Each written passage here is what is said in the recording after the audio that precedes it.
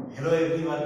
तो आज हम लोग डिस्कस करेंगे इलेक्ट्रॉनिक इफेक्ट्स के बारे में। मतलब इलेक्ट्रॉन से रिलेटेड वैसे कौन से इफेक्ट्स हैं जो किसी ऑर्गेनिक कंपाउंड की स्टेबिलिटी या उसके रिएक्टिविटी को प्रभावित करता है। चार इलेक्ट्रॉनिक इफेक्ट्स आते हैं: inductive effect, electromeric effect, resonance effect और हाइपर कंजुगेशन इफेक्ट। चारों जो है बहुत ही बेसिक टर्म है जो ऑर्गेनिक का ऑलमोस्ट हर रिएक्शन में कोई ना कोई आ ही जाएगा। किसी रिएक्शन में आई इफेक्ट ऑपरेट होगा, किसी में इलेक्ट्रोमेरिक ऑपरेट होगा, किसी में रेजोनेंस या हाइपर कंजुगेशन, ऐसे करके। तो एक एक करके सबको जो है हम लोग डिस्कस करेंगे। सबसे पहले इंडक्टिव इफेक्ट के बारे में।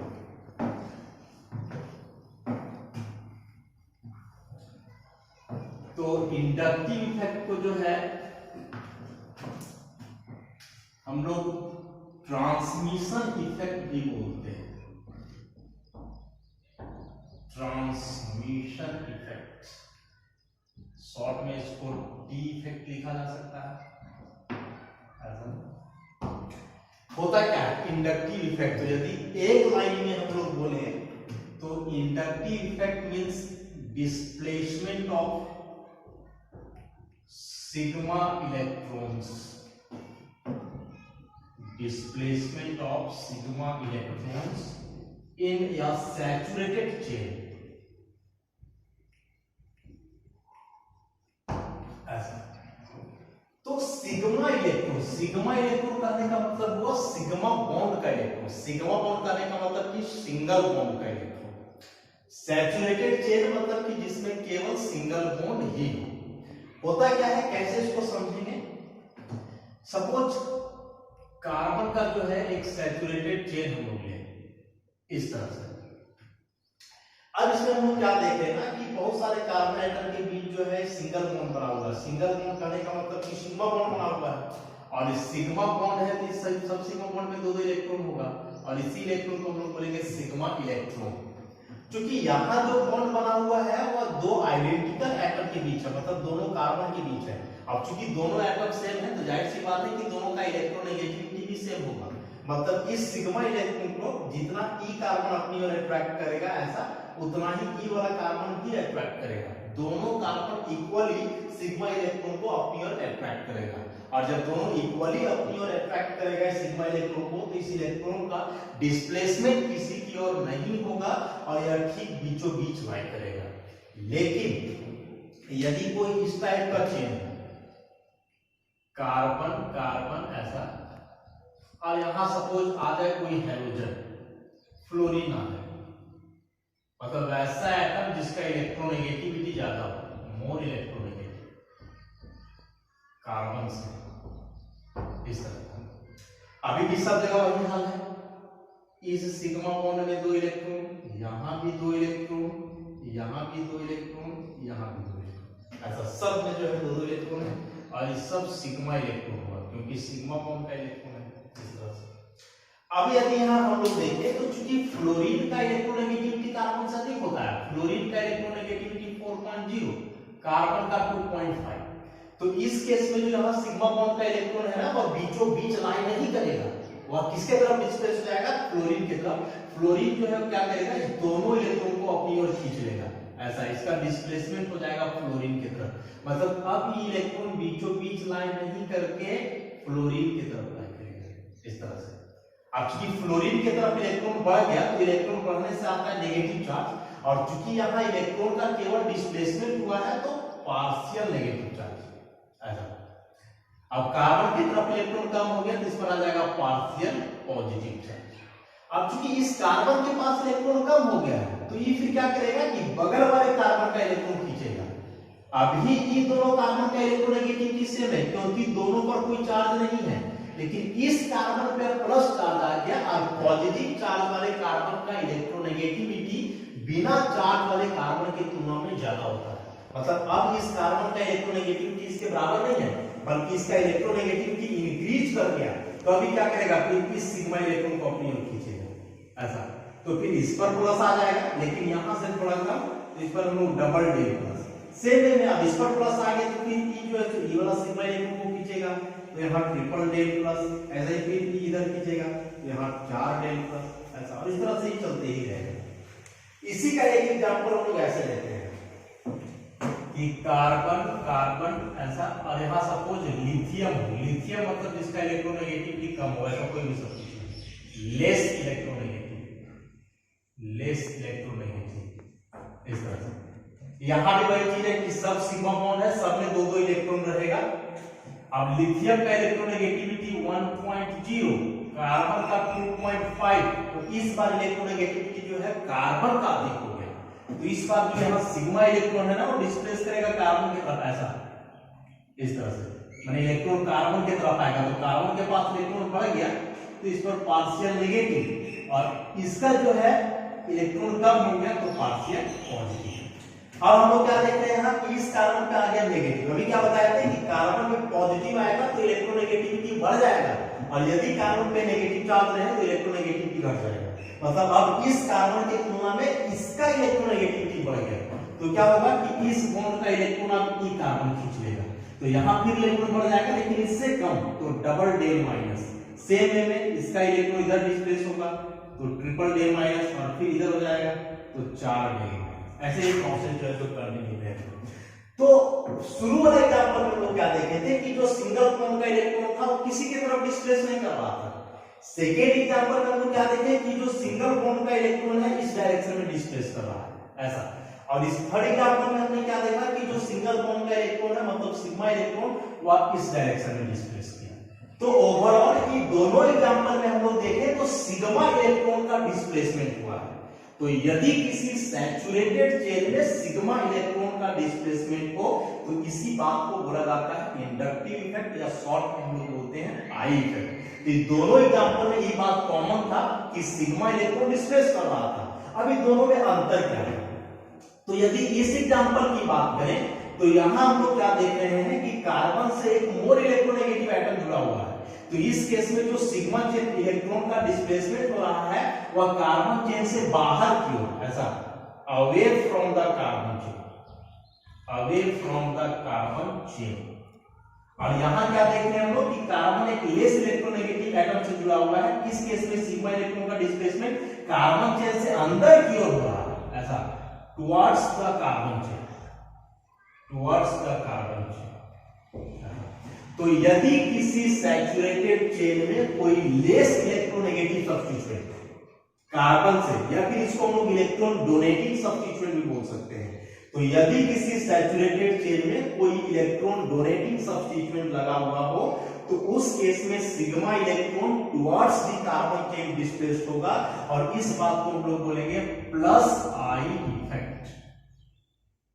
लेकिन इसी का ठीक उल्टा कि यदि कार्बन चेन से कोई मोर इलेक्ट्रोनेगेटिव सब्स्टिट्यूएंट जुड़ा रहे, इलेक्ट्रॉन लेने वाला इलेक्ट्रॉन विड्रॉइंग सब्स्टिट्यूएंट जुड़ा रहे, तो इस केस में सिग्मा इलेक्ट्रॉन का डिस्प्लेसमेंट कार्बन चेन से बाहर की ओर होगा, और अब कहलाएगा माइनस आई इफेक्ट। आई मतलब इंडक्टिव इफेक्ट, प्लस माइनस क्या बता रहा है? तो प्लस यहां बता रहा है कि कार्बन चेन में इलेक्ट्रॉन डेंसिटी बढ़ गया, इंक्रीज कर गया, क्योंकि इलेक्ट्रॉन कार्बन चेन से अंदर की ओर आ रहा है। और यहाँ जो माइनस लगा हुआ है ये माइनस बता रहा है कि कार्बन चेन में इलेक्ट्रॉन डेंसिटी घट गया, डिक्रीज कर गया, इसलिए उसको बोलेंगे माइनस आई इफेक्ट। और ग्रुप की यदि बात करें तो लिथियम पे यहाँ पॉजिटिव चार्ज आ रहा है, इसलिए हम लोग बोलेंगे कि लिथियम में प्लस आई इफेक्ट है। और यहाँ देखें तो फ्लोरीन पे नेगेटिव चार्ज आ रहा है, इसलिए इसको बोलेंगे कि फ्लोरीन पर कैसा इफेक्ट है? माइनस आई इफेक्ट है। तो बड़ा ही सिंपल सा हुआ कि यदि किसी सैचुरेटेड चेन में सिग्मा इलेक्ट्रॉन का डिस्प्लेसमेंट हो, इंडक्टिव इफेक्ट दो तरीके से हो सकता है कि यदि कार्बन चेन में कोई मोर इलेक्ट्रोनेगेटिव सब्स्टिट्यूएंट हो, इलेक्ट्रॉन लेने वाला, तो सिग्मा इलेक्ट्रॉन कार्बन चेन से बाहर की ओर डिस्प्लेस होगा, तो उस बात को बोलेंगे माइनस आई इफेक्ट। और वैसे ग्रुप को बोलेंगे कि इस टाइप का ग्रुप में माइनस आई इफेक्ट है क्योंकि इस पर माइनस चार्ज आ जाएगा। और यदि कार्बन चेन में कोई लेस इलेक्ट्रोनेगेटिव सब्स्टिट्यूएंट जुड़ा हुआ है जो अपना इलेक्ट्रॉन कार्बन चेन की ओर दे, तो इस केस में सिग्मा इलेक्ट्रॉन का displacement towards the carbon chain होगा, और इसको हम लोग प्लस आई इफेक्ट बोलेंगे। और यहाँ जो ग्रुप जुड़ा हुआ है उसमें पॉजिटिव चार्ज आ रहा है, इसलिए बोलेंगे कि इस ग्रुप में कैसा इफेक्ट है? Plus I effect. अब कुछ वैसे ग्रुप्स जिनको प्लस और माइनस आई इफेक्ट के आधार पर क्लासिफाई किया गया है। तो सबसे पहला बात कि माइनस आई इफेक्ट। तो माइनस आई इफेक्ट मतलब ऐसा कोई भी ग्रुप जिसका इलेक्ट्रोनेगेटिविटी कार्बन से अधिक हो, कोई भी एटम जिसका इलेक्ट्रोनेगेटिविटी कार्बन से अधिक हो वो माइनस आई इफेक्ट होगा। जैसे जितना भी हाइड्रोजन है, क्लोरीन, क्लोरीन, ब्रोमीन, आयोडीन, उसके बाद ऑक्सीजन वाला ग्रुप OH, NH2, यहाँ सब नाइट्रोजन हो चाहे ऑक्सीजन हो, सबका इलेक्ट्रोनेगेटिविटी कार्बन से अधिक होता है। सल्फर वाला ग्रुप हो, SH, इस टाइप का। कार्बन वाला भी ग्रुप हो सकता है, जैसे carbon carbon double bond, carbon carbon triple bond, C double bond O, इस टाइप का ग्रुप। क्योंकि यहाँ कोई कार्बन जुड़ा हुआ है तो ये दोनों कार्बन तो सेम ही है, लेकिन यह कार्बन डबल बॉन्ड से जुड़ा हुआ है और डबल बॉन्ड वाले कार्बन का इलेक्ट्रोनेगेटिविटी सिंगल बॉन्ड वाले कार्बन की तुलना में अधिक होता है। तो ई कार्बन यहाँ ज्यादा इलेक्ट्रोनेगेटिव हो गया इसके तुलना में। सेम यहाँ कि यहाँ का कार्बन ट्रिपल बॉन्ड से है तो यह नॉर्मल कार्बन के जैसा नहीं हुआ, बल्कि जो कार्बन सिंगल बॉन्ड से जुड़ा हुआ है उसके तुलना में इसका इलेक्ट्रोनेगेटिविटी बढ़ जाएगा। उसी प्रकार से यहाँ कार्बन ऑक्सीजन से जुड़ा हुआ है और ऑक्सीजन मोर इलेक्ट्रोनेगेटिव है, तो कार्बन अपने से ज्यादा इलेक्ट्रोनेगेटिव एटम से जुड़ा हुआ है, इस तरह से इसका भी इलेक्ट्रोनेगेटिविटी बढ़ जाएगा। किसके तुलना में? बगल में कोई कार्बन है उसके तुलना में। तो एक कार्बन दूसरे कार्बन से भी ज्यादा इलेक्ट्रोनेगेटिव हो सकता है, बशर्ते कि वह कोई डबल या ट्रिपल बॉन्ड से जुड़ा हुआ हो तब। तो बोले हम लोग कि ऐसे ग्रुप में माइनस आई इफेक्ट है, मतलब ये सभी ग्रुप जो है इलेक्ट्रॉन लेने वाले ग्रुप हुए, सिग्मा इलेक्ट्रॉन को अपनी ओर अट्रैक्ट करेगा। अब बात करें प्लस आई इफेक्ट का, तो प्लस आई इफेक्ट में जो है मेनली आता है अल्काइल ग्रुप। अल्काइल ग्रुप, तो अल्काइल ग्रुप में क्या क्या आ सकता है? जैसे मिथाइल है, इथाइल है, आइसोप्रोपाइल है या टर्शियरी ब्यूटाइल है, ऐसा इस टाइप का ग्रुप हो। तो यहाँ इस सब जो है इलेक्ट्रॉन लेने वाला ग्रुप है, इस सब में प्लस आई इफेक्ट हुआ। कैसे? तो सपोज CH3 है, इस तरह से CH3 ग्रुप है ऐसा, तो कार्बन और हाइड्रोजन में से कार्बन का इलेक्ट्रोनेगेटिविटी ज्यादा, कार्बन क्या करेगा? इस बॉन्ड के इलेक्ट्रॉन को खींचेगा, इस बॉन्ड के इलेक्ट्रॉन को भी खींचेगा और इस बॉन्ड का भी इलेक्ट्रॉन खींचेगा। तो जब तीनों बॉन्ड का इलेक्ट्रॉन कार्बन खींचेगा तो जाहिर सी बात है इसके पास इलेक्ट्रॉन बढ़ जाएगा, तो पार्शियल नेगेटिव और इस सब हाइड्रोजन पे पार्शियल पॉजिटिव। तो कार्बन पे नेगेटिव आ गया, नेगेटिव बता रहा है कि इलेक्ट्रॉन ज्यादा है तो अपना इलेक्ट्रॉन किसी की तरफ देना चाहेगा, और इलेक्ट्रॉन डोनेटिव ग्रुप में हम लोग बोलेंगे कि कैसा इफेक्ट है? Plus I effect. अभी जितना बड़ा अल्काइल ग्रुप हो उतना ज्यादा इलेक्ट्रॉन देगा और बोलेंगे कि उसका प्लस आई इफेक्ट उतना ही अधिक है। जैसे इधर कि जितना ज्यादा इलेक्ट्रोनेगेटिविटी हो उतना ज्यादा इलेक्ट्रॉन खींचेगा, तो माइनस आई इफेक्ट उतना ही ज्यादा होगा। मतलब क्लोरीन का माइनस आई इफेक्ट सबसे ज्यादा, इससे कम क्लोरीन, इससे कम ब्रोमीन और सबसे कम आयोडीन। और अल्काइल में बात करें तो मिथाइल से ज्यादा इथाइल, इथाइल से ज्यादा प्रोपाइल और प्रोपाइल से ज्यादा ब्यूटाइल। कोई नेगेटिव चार्ज वाला ग्रुप भी हो सकता है, जैसे ऑक्सीजन पर नेगेटिव चार्ज, तो ऑक्सीजन का इलेक्ट्रोनेगेटिविटी कार्बन से ज्यादा होता है, लेकिन यहाँ नेगेटिव चार्ज है तो इसका इलेक्ट्रोनेगेटिविटी डिक्रीज कर जाएगा। याद रखेंगे कि किसी भी एटम पर नेगेटिव चार्ज आने से इलेक्ट्रोनेगेटिविटी उसका घटता है और पॉजिटिव चार्ज आने से उसका इलेक्ट्रोनेगेटिविटी बढ़ जाता है। उसी प्रकार से NH यहाँ पर जो है नेगेटिव चार्ज आ जाता है, तो नाइट्रोजन का इन जनरल कार्बन से इलेक्ट्रोनेगेटिविटी ज्यादा है, लेकिन यहाँ नेगेटिव चार्ज आ गया तो इलेक्ट्रोनेगेटिविटी कम हो जाएगा और ये सब जो है इलेक्ट्रॉन डोनेटिव ग्रुप के जैसा बिहेव करेगा। तो इस तरह से ग्रुप को हम लोग अलग अलग प्लस आई और माइनस आई इफेक्ट में क्लासिफाई करते हैं। तो इंडक्टिव इफेक्ट के बाद अब हम लोग अगला देखेंगे इलेक्ट्रोमेरिक इफेक्ट, इसको ई इफेक्ट बोलते हैं। तो इंडक्टिव इफेक्ट में अभी हमने क्या बताया कि सिग्मा इलेक्ट्रॉन का डिस्प्लेसमेंट होगा। यहां याद रखना है कि पाई इलेक्ट्रॉन्स का शिफ्टिंग होगा, मतलब वो सिग्मा इलेक्ट्रॉन से रिलेटेड था या पाई इलेक्ट्रॉन से, वहां इलेक्ट्रॉन का डिस्प्लेसमेंट हो रहा था, जबकि इस जगह पे इलेक्ट्रॉन का शिफ्टिंग होगा। अंतर है। डिस्प्लेसमेंट करने का मतलब हुआ कि थोड़ा सा खिसकेगा, मतलब अपने ऑर्बिटल को इलेक्ट्रॉन नहीं छोड़ेगा, लेकिन शिफ्ट होने का मतलब हुआ कि एक एटम से उठ करके दूसरे एटम पर पूरी तरह से चला जाएगा, मतलब इस केस में इलेक्ट्रॉन अपना ऑर्बिटल छोड़ देता है। एग्जांपल से समझे बेटर रहेगा। जैसे सपोज कि इस तरह का कोई ग्रुप जो है दिया हुआ है, यहां H+ ऐसा, तो ये जो प्लस माइनस वाला स्पीशीज होता है ना, इस सब को बोला जाता है रिएजेंट। और लास्ट क्लास में हमने डिस्कस किया है कि पॉजिटिव चार्ज है मतलब ये इलेक्ट्रोफिलिक रिएजेंट हुआ, इसके पास इलेक्ट्रॉन की कमी है, ये हमेशा वैसे जगह पे जाकर के जुड़ना चाहेगा जहां इलेक्ट्रॉन ज्यादा हो। यहाँ जो हमने लेकर के रखा है इसमें से बीच में डबल बॉन्ड है, तो डबल करने का मतलब एक हुआ सिग्मा और एक हुआ पाई। ऐसा जिस सिस्टम में पाई इलेक्ट्रॉन होता है ना उसको हम लोग न्यूक्लियोफिलिक रिएजेंट बोलते हैं। सब डिस्कस किए हम लोग। पॉजिटिव चार्ज है, इलेक्ट्रॉन का कमी है, इसलिए इलेक्ट्रोफिलिक रिएजेंट, और पाई इलेक्ट्रॉन है मतलब इलेक्ट्रॉन ज्यादा है, इसलिए बोलेंगे न्यूक्लियोफिलिक रिएजेंट। लेकिन यहाँ जो पाई इलेक्ट्रॉन है दो कार्बन के बीच है, किसी एक पर्टिकुलर कार्बन का यह पाई इलेक्ट्रॉन नहीं है। तो इस केस में क्या करें हम लोग कि जो पाई इलेक्ट्रॉन है ना इसको दोनों कार्बन में से किसी एक कार्बन पे शिफ्ट कर देते हैं। सपोज इस कार्बन पे शिफ्ट कर देते हैं ऐसा। तो इस तरह से करने के बाद जो है अभी कुछ ऐसा बन जाएगा, यहाँ सिंगल बॉन्ड कार्बन और इस कार्बन के पास अब दो इलेक्ट्रॉन आ जाएगा। याद है कि एक बॉन्ड में दो इलेक्ट्रॉन होता है, तो इस बॉन्ड को उठा करके कहीं करेंगे मतलब दो इलेक्ट्रॉन चला जाएगा, और इस दो इलेक्ट्रॉन को कहीं करेंगे मतलब वहां एक बॉन्ड बन जाएगा। मतलब एक बॉन्ड दो इलेक्ट्रॉन के इक्विवेलेंट होता है, बराबर होता है। अब देखें यहाँ पे दोनों कार्बन का चार बॉन्ड है, 1 2 3 4, इसका भी 1 2 3 4 मतलब वैलेंसी के बराबर। और इस जगह पे देखें तो 1 2 3 कम हो गया इसलिए पॉजिटिव, और यहाँ 1 2 3 4 5 बढ़ गया इसलिए नेगेटिव।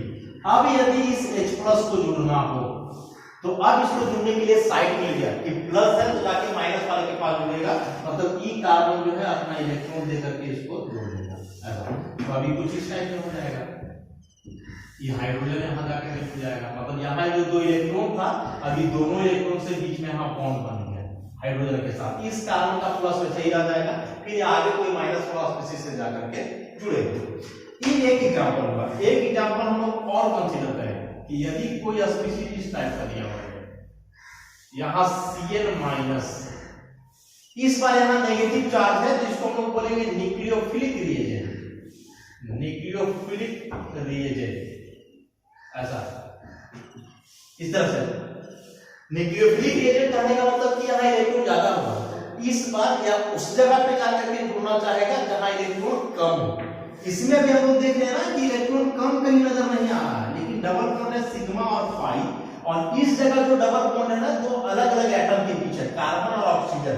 अब चूंकि ऑक्सीजन का इलेक्ट्रोनेगेटिविटी कार्बन से अधिक होता है, तो इस केस में यदि पाई बॉन्ड को शिफ्ट करना चाहे तो ऑक्सीजन पर करना होगा, क्योंकि ऑक्सीजन का इलेक्ट्रोनेगेटिविटी कार्बन से ज्यादा है। और यदि हम लोग ऐसा कर दे तो ऑक्सीजन के पास दो लोन पेयर पहले से था, एक और आ जाएगा ऐसा। ऑक्सीजन का इलेक्ट्रॉन बढ़ गया, यहाँ गिनते हैं 1 2 3 4 5 6, और यहाँ 2 4 6 और एक बॉन्ड में 7 बढ़ गया इसलिए माइनस। कार्बन का यहाँ 1 2 3 4 बॉन्ड है, यहाँ गिने 1 2 3 इसलिए यहाँ आ गया प्लस। अब यदि Cn- को जाकर के जुड़ना हो तो ये माइनस जो है जाकर के ऐसे ही प्लस के पास जुड़ जाएगा, तो ये ऑक्सीजन का माइनस चार्ज रह जाएगा और इस कार्बन से जाकर के जुड़ जाएगा। ये दोनों एग्जांपल में एक बात कॉमन, और वो बात कॉमन क्या है कि किसी रिएजेंट के आ जाने से जो पाई इलेक्ट्रॉन है ना वह एक एटम पे शिफ्ट कर जाता है। तो इसी बात को हम बोलते हैं इलेक्ट्रोमेरिक इफेक्ट। यदि किसी रिएजेंट के आ जाने से सबस्ट्रेट का जो पाई इलेक्ट्रॉन है किसी एक बॉन्डेड एटम पर शिफ्ट कर जाए तो इसी फेनोमेनन को हम लोग बोलेंगे इलेक्ट्रोमेरिक इफेक्ट। और ये बात जो है दोनों एग्जांपल में हम लोग देख रहे हैं। यहाँ इलेक्ट्रोफिलिक रिएजेंट आया तो पाई इलेक्ट्रॉन शिफ्ट किया, यहाँ न्यूक्लियोफिलिक रिएजेंट आया फिर भी पाई इलेक्ट्रॉन शिफ्ट किया। तो कोई भी रिएजेंट किसी भी रिएजेंट के आ जाने से यदि पाई इलेक्ट्रॉन शिफ्ट कर जाए किसी एक बॉन्डेड एटम पे तो इसी फेनोमेनन को बोला जाएगा इलेक्ट्रोमेरिक इफेक्ट। अभी दोनों एग्जांपल में एक अंतर भी है, तो अंतर क्या है? इस जगह पे हम लोग क्या देख रहे हैं कि पाई इलेक्ट्रॉन को इस कार्बन पे शिफ्ट किया गया है, राइट साइड वाले कार्बन पे, तो रिएजेंट भी उसी कार्बन पे जुड़ा है। मतलब जिस एटम पे पाई इलेक्ट्रॉन का शिफ्टिंग हुआ उसी एटम पे जाके रिएजेंट जुड़ा हुआ है। लेकिन यहां वैसा नहीं है, यहां है कि पाई इलेक्ट्रॉन शिफ्ट किए हैं ऑक्सीजन पर, जबकि जो रिएजेंट है वो जाकर के कहां जुड़ा है? कार्बन पे। ये दोनों अंतर हुआ। इसमें क्या हुआ कि जिस एटम पे पाई इलेक्ट्रॉन शिफ्ट किए उसी एटम पे जाके इलेक्ट्रॉन जुड़ा, और यहाँ उल्टा कि पाई इलेक्ट्रॉन जिस एटम पे शिफ्ट किए रिएजेंट वहां नहीं बल्कि उसके अपोजिट जो एटम था दूसरा एटम उस पर जाकर के जुड़ा। तो यदि जिस एटम पे पाई इलेक्ट्रॉन शिफ्ट कर रहे हो रिएजेंट वही जुड़े तो इसको हम लोग बोलेंगे प्लस ई इफेक्ट। जैसे इंडक्टिव इफेक्ट में था प्लस आई माइनस आई, सेम में यहां। और यदि रिएजेंट उस एटम पर जुड़े जिस पर पाई इलेक्ट्रॉन शिफ्ट नहीं किया गया था, माने पाई इलेक्ट्रॉन कहीं और शिफ्ट हुआ, रिएजेंट कहीं और जुड़ा, तब ये कहलाएगा माइनस ई इफेक्ट। ऐसा तो the shifting of pi electrons is called electromagnetic effect. दो टाइप में होगा कि यदि जिस एटम पे पाई इलेक्ट्रॉन शिफ्ट किए रिएजेंट वहीं जुड़ा तो उसको हम लोग बोलेंगे प्लस ई। पाई इलेक्ट्रॉन जिस एटम पे शिफ्ट किए रिएजेंट वहां नहीं जुड़ा बल्कि उसके साथ जो दूसरा एटम था वहां जाकर के जुड़ा तो कहलाएगा माइनस ई इफेक्ट। अब जो है इंडक्टिव इफेक्ट और इलेक्ट्रोमैग्नेटिक इफेक्ट दोनों को हम लोग एक साथ कंपेयर करके पढ़ें तो पूरी बात समझ में आएगा। सबसे पहला बात कि जो इंडक्टिव इफेक्ट होता है ना वह एक परमानेंट इफेक्ट है। परमानेंट मतलब उसमें कोई रिएजेंट वगैरह का आवश्यकता नहीं है, वो सिग्मा इलेक्ट्रॉन हमेशा डिस्प्लेस करते रहता है। जबकि इलेक्ट्रोमैग्नेटिक इफेक्ट एक टेम्पररी इफेक्ट है। टेम्पररी मतलब पाई इलेक्ट्रॉन का शिफ्टिंग हमेशा नहीं होगा। कब होगा? जब कोई रिएजेंट आएगा तब। और पाई इलेक्ट्रॉन किधर शिफ्ट करेगा वह डिपेंड करता है कि यहाँ रिएजेंट कैसा है। जैसे वहां सिग्मा इलेक्ट्रॉन किधर डिस्प्लेस करेगा तो वह निर्भर कर रहा था कि कार्बन से क्या जुड़ा हुआ है।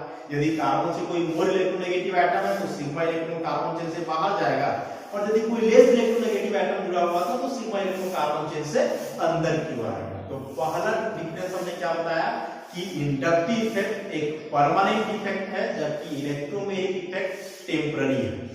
इंडक्टिव इफेक्ट जो है सैचुरेटेड चेन में होगा, इलेक्ट्रोमैग्नेटिक इफेक्ट अनसैचुरेटेड चेन में होगा। इंडक्टिव इफेक्ट में सिग्मा इलेक्ट्रॉन का डिस्प्लेसमेंट होता है जबकि इलेक्ट्रोमैग्नेटिक इफेक्ट में जो है पाई इलेक्ट्रॉन्स का शिफ्टिंग होता है। इंडक्टिव इफेक्ट में हमने क्या देखा था कि जो उसमें इलेक्ट्रॉन डिस्प्लेस करता है वो अपने ऑर्बिटल को नहीं छोड़ता है, ऑर्बिटल से इलेक्ट्रॉन बाहर नहीं निकलता, बस केवल डिस्प्लेस कर जाता है। लेकिन इलेक्ट्रोमैग्नेटिक इफेक्ट में चूंकि इलेक्ट्रॉन का शिफ्टिंग हो रहा है तो यहाँ इलेक्ट्रॉन अपना ऑर्बिटल छोड़ देता है। इंडक्टिव इफेक्ट में हम देख रहे थे कि एटम पे पार्शियल पॉजिटिव और पार्शियल नेगेटिव चार्ज आ रहा था, जबकि इलेक्ट्रोमैग्नेटिक में जो है यहाँ कंप्लीट पॉजिटिव और कंप्लीट नेगेटिव चार्ज आता है। इंडक्टिव इफेक्ट जो है सबसे बड़ा बात उसमें कि डिस्टेंस बढ़ने से इंडक्टिव इफेक्ट कम होते जाता है। जैसे जैसे दूरी बढ़ेगा इंडक्टिव इफेक्ट का प्रभाव धीरे धीरे घटते जाता है और इसमें डिस्टेंस वगैरह का कोई मैटर नहीं है। तो इंडक्टिव इफेक्ट में सबसे बड़ा बात वही हुआ कि डिस्टेंस बढ़ने से जो है इंडक्टिव इफेक्ट का प्रभाव धीरे धीरे घटता है। उसके बाद दोनों केस में जो है ना बॉन्ड का पोलराइजेशन होता है, क्योंकि दोनों में चार्ज डेवलप हो रहा है तो इसे चार्ज डेवलप होने से जो है उसमें पोलैरिटी आ जाता है, चाहे इंडक्टिव इफेक्ट हो चाहे इलेक्ट्रोमैग्नेटिक इफेक्ट हो। यदि डेफिनेशन की बात करें तो इंडक्टिव इफेक्ट में हम लोग क्या बोलेंगे कि the permanent electron displacement effect relate to a saturated chain in which the sigma electrons are displaced towards or away from the carbon chain due to the presence of an electron donating or electron withdrawing substituent is called inductive effect. It is of two types, plus I or minus I. If the sigma electrons are displaced towards the carbon chain due to the presence of an electron donating substituent, it is called plus I effect, or such groups are said to be possess plus I effect. And if the sigma electrons are displaced away from the carbon chain due to the presence of an electron withdrawing substituent, it is called minus I effect, or such groups are said to be possess minus I effect. इसी प्रकार से यदि electromagnetic effect की बात करें तो the temporary effect in which the pi electrons are shifted to one of the atoms of the multiple bond as per the requirement of attacking reagent is called electromagnetic effect. It is also of two types, plus E and minus E. So if the pi electrons are shifted to an atom of the double bond to which the attacking reagent finally get attached, it is called plus E effect. Or and if the pi electrons are shifted to an atom of the multiple bond other than that to which the attacking reagent finally get attached, then it is called minus E effect. इन सारी बातों को जो है अच्छे से समझ करके दिमाग में रखना है, क्योंकि पहले हम बताया कि ऑर्गेनिक का प्रत्येक रिएक्शन में ये सारे फैक्टर आएंगे, तो वहां केवल इतना बोला जाएगा कि देखो इस जगह पे प्लस आई इफेक्ट हुआ, यहाँ माइनस ई हुआ, या फिर यहाँ प्लस ई हुआ माइनस आई हुआ, ऐसे करके। तो वहां आपको समझना होगा कि प्लस ई या माइनस ई का मतलब क्या बताया जा रहा है, तो ऐसे कंसेप्ट समझने में जो है आसानी होगी। धन्यवाद।